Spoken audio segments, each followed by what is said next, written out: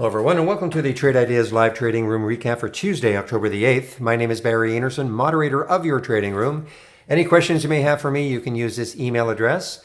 A link for our free room. It is totally free. You do not have to be a member of Trade Ideas to be in our free room. And I open the room every morning at 9 o'clock Eastern time. That's when I start to share my screen, get live on the mic. And I go up to 3:30 Mondays to Thursdays and up to 3 o'clock on Fridays. In the email you're getting, you will see a promo code for 15% off either the first month only or the entire year of a Trade Ideas subscription. Well, man, I mean, the market. So, right there, the market was down. We're already, and that's the pre-market, and then made that move down. As we speak, the market's down about 180. It's trying to put in a bit of a rally here, but just very, a lot of choppy trades. However, let's just take a look at the watch list, okay? So the watch list, oops, I need my, here we go, I need my chart here. So meat has been something that we've been watching, I think, for, seems like years now, but it's only been probably 3 or 4 days. So again, it just does not want to really break out of that 450. It had the trigger at 465 and got up here, and then it just stopped. This one, later on, it may take out 861 again. I don't know. It had a lot of pre-market activity. Actually had some news, some kind of a asset sale, $120 million. But again, the market really didn't react that strongly. It opened up and it tried to pop up, but it just could not continue. Now, these two are a little bit different. Look at the fro. Again, the tankers have been so hot this week, and I think actually an extension from last week. So fro was on the watch list. The alert was at 11:06, and I took some out at 11:15 and 11:19. And I was going on my break, and that's why I did it. And it's still looking good, though. I mean, this is just a nice, that's a great little percentage move. And the other one, I'm actually in this one. It's another little tanker. TK, we got the alert at 4:14. I'm in that one, I think, at 4:19. And we'll see what happens. I'm hoping that looking at people look at the fro and some of the other little tankers, and they're still alive. So this one has room. Take a look at it on. This is why I took it. You look left, and it's got room over here. One moment, please. This is a robocall. Thank you. I waited for the break right there. Why I waited? I waited for the break of 414. That was yesterday's high, yesterday's high. So that's why I waited a little bit on it. And so those are the only two trades I've taken today. Now, unfortunately, I missed out on some of the great short trades. The reason being, now this was a little bit late. Let me get to the 15-minute chart. Now this already was getting hammered. Goldman Sachs downgrade for PBYI. Now one of the things I do is on the watch list, I do put a 10-minute delay on it. In other words, when I say that, I mean we will not get any alerts until at least 10 minutes after the market opens. The reason I do that is that sometimes, if I don't have, when I wasn't having that, you'd get stocks that would whip up and whip down, whip up and whip down. And so I thought, just for the sake of, getting rid of a little bit of the whippiness, I'll make sure the alerts don't happen until at least 10 minutes after the market opens. Now, meanwhile, the PBYI had already come down a lot. Unfortunately, I actually did try to short this one when it popped up a little bit. Right here. But because it's down over 10%, it's down 21% right now. Couldn't get the short where I wanted it.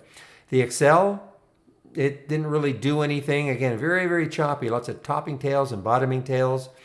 This one, this one could be very interesting going forward. If you look, you have to look at a monthly and a weekly chart, but right there is the support area at 1650, and it keeps it's a couple of times it's gone right down to it, 3 times, 1, 2, 3, 4 times almost, and if you want to even count that time, but it just got to get through that level.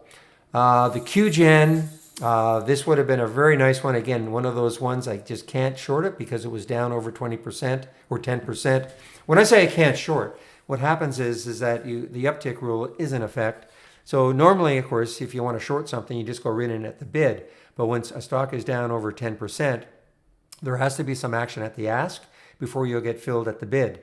And which is okay, except that you could be in a queue behind, many, many other people who want to do the same thing. So, it can get a little frustrating. You sit there and you see action at where you want it, but you're just not going to fill. And then it starts moving down.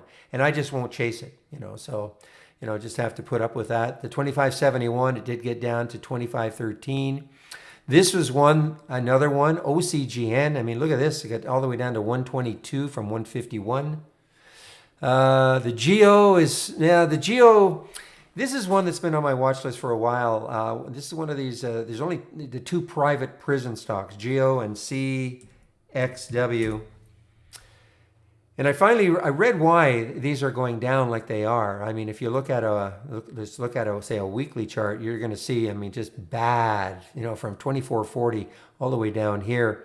The same thing probably with the Geo. Same sort of thing. These are almost mirror images. And the reason is, as I understand it now, after reading an article about them last week or a couple of weeks ago, is that the big banks won't they won't lend them money anymore because these are looked at as maybe it's not the socially responsible thing to do. It's like lending money to tobacco companies almost. So these private prison stocks have been under a lot of siege. And so that's the reason. I mean, if you read about it, you'll see that they have to scramble to find ways in which they can borrow money if they have to borrow money. So anyway, the CMRX, again, it's one of those ones that just really hasn't moved that much. It did have that little spike down. I don't quite believe that one, and it could continue down. Just have to keep watching it. This is one, unfortunately, that I missed. I was on my break right at 12. I take my break between 11:45 and 12:30, and the alert was at 1883, and it got all the way down to 1829. So there have been some movers from the watch list, definitely. And though I cannot wait till next week is when earnings season starts.